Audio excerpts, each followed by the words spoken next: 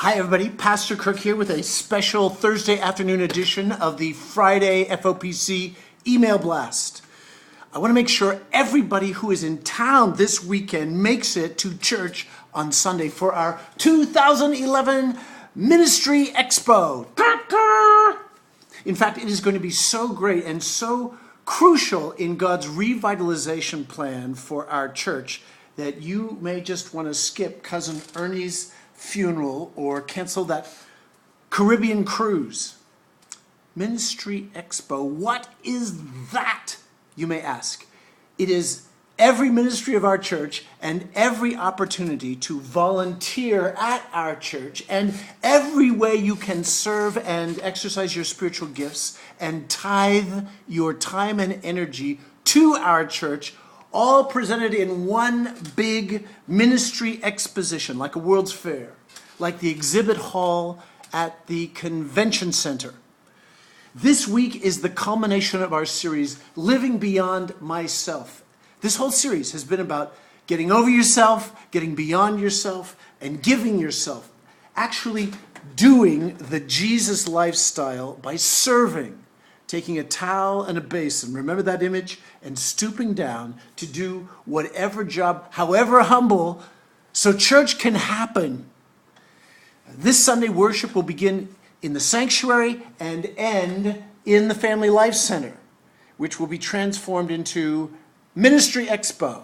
What a blast it's going to be for everybody, strolling around, checking out the volunteer opportunities at the hospitality table, children's ministry, worship, facilities, upwards basketball, the community food closet, the missions table. Over 30 ministry areas will be represented.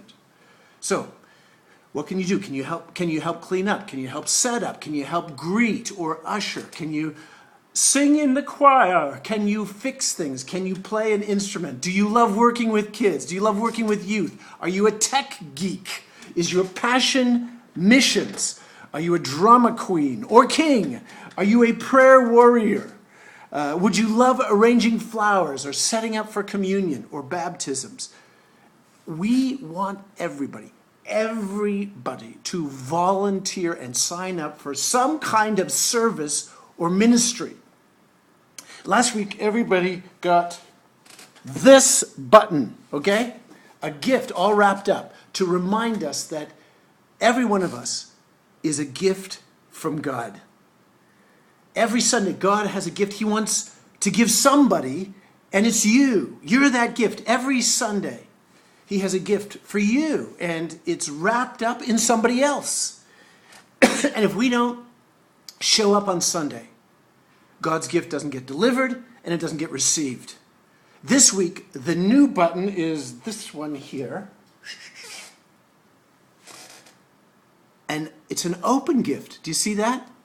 And inside, it's like a Christmas shoebox. There's a Bible, there's a hammer, there's an oven mitt, there's a teddy bear, there's a wrench, and a heart, a whole bunch of things that represent all the different ways that we give ourselves and serve and love and build up and revitalize the Lord's church. So that when you sign up at the expo to volunteer, that's when you get one of these buttons. You become an open gift. And the good things the Holy Spirit has put inside of you are available now to give away. You wear this button, and you are entitled to this shirt. In God's eyes, you are a superhero. You are the hands and feet and heart of Jesus. You're rolling up your sleeves and supernaturally changing the world and making His church a shining community of life in a dark and hopeless world. Volunteering is discipleship. Volunteering is the whole family pitching in and doing their part. Volunteering is entering into the Jesus lifestyle. See, when you sign up at the expo, you are going to get a way to go ticket. This is not a raffle ticket. Presbyterians don't do raffles. Catholics and Baptists do.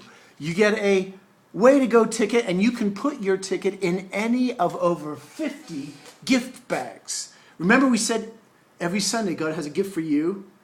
Well, this Sunday he has a bunch of gifts. We're going to have drawings at 10:30 and 12:30. You might win a mountain bike. You might win an iPod Nano. You might win a Kindle, okay? Them's the big prizes. But each ministry table has gifts like Starfield tickets, movie tickets, Fairytown tickets, missions auction tickets. We've got a carbon monoxide alarm as opposed to a sulfur dioxide alarm. Gift tickets for Smashburger, Starbucks, Olive Garden, Safeway. We have an FOPC mug. Unclaimed, lost, and found items will also be available, like prescription glasses, single earrings left in the sink. We'll have gift baskets and nice smelling stuff. That is a lot of gifts. But you, church, you have way more gifts than that. And that's the point. We've just got to unwrap them, open them, offer them to Jesus, who will give them back to his church. I have another deal for you too. If you wear all 3 buttons in September, collect them all, and you have them because you were here all 3 Sundays in August, you get free coffee drink at the coffee bar. Did you even know we have a coffee bar? It's over in the lobby of the Family Life Center, and it's open on Sundays. Okay, see you at the expo. Feel free to come hang out. Our youth are going to be serving a deli sandwich, chips, and a soda for $5 in the lobby area. So stay and have lunch. A couple more things. We have a new Sunday bulletin. All right, where is it? Hang on a sec. We have a new Sunday bulletin, and it looks like this. Okay, we're introducing it this Sunday. Okay, you know how this used to come wrapped up in a trifold, which had all of the church news and announcements printed in it. But we've decided to go paperless, as in less paper. This is all you're getting. We'll save some trees and $4,000 in annual printing costs. So each week we're going to publish an FOPC newsletter that looks like this, okay? Called Getting Connected. And you can go to our website or to a link on my email blast, and you can read it. You can print it yourself. You can post it on your fridge. You can get it on your smartphone if you get email on your phone. Or if you still live in the last century, you can pick up a hard copy that looks like this in the sanctuary or the cafe on Sundays. That starts this Sunday. The newsletter is green, notice. And this is one more way. We're all going green. Yay! Name change. The session met last Tuesday, and we voted unanimously to continue moving forward on a name change for our church. A name change team has been appointed to design a process. We're going to poll the congregation. Hey, do you want to change the name of the church? Which of these 5 or 10 suggested names do you like best, and so on. And they're going to propose a schedule which will result maybe in a new name early in 2012, okay?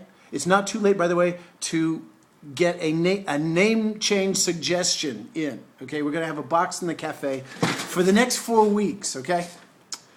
Name change, staff reductions, and congregational feedback. Session met last Tuesday. I said that already. We had a lengthy discussion about a decision we made 2 months ago to reduce staff hours. No staff were actually laid off.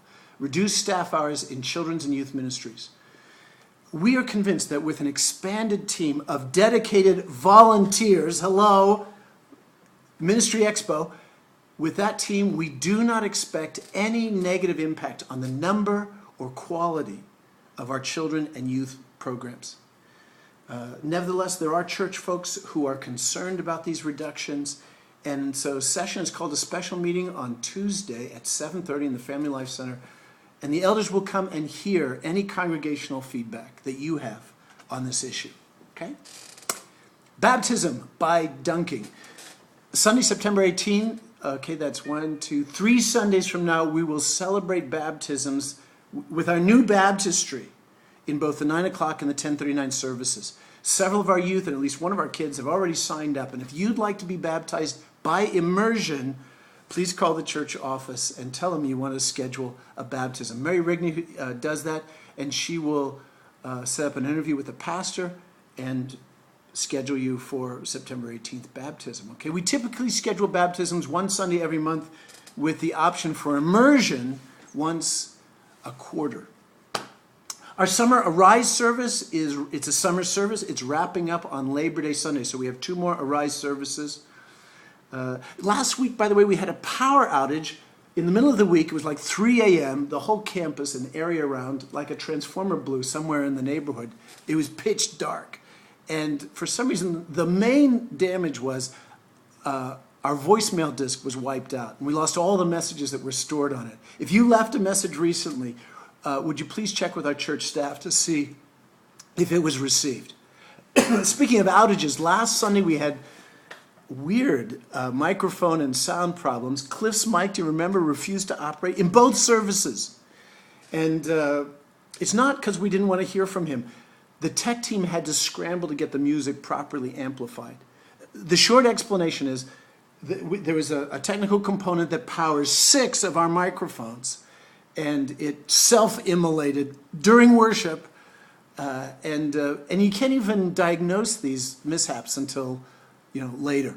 Our tech crew did a fantastic job responding to the problem, and this week, everything is fixed. Everything's fixed until next time, okay? I mean, what do you expect? The devil is in charge of all technology. That's in the Bible somewhere. Not really. Hey, I love you guys. Don't forget, cancel that cruise, skip that funeral. See you in church.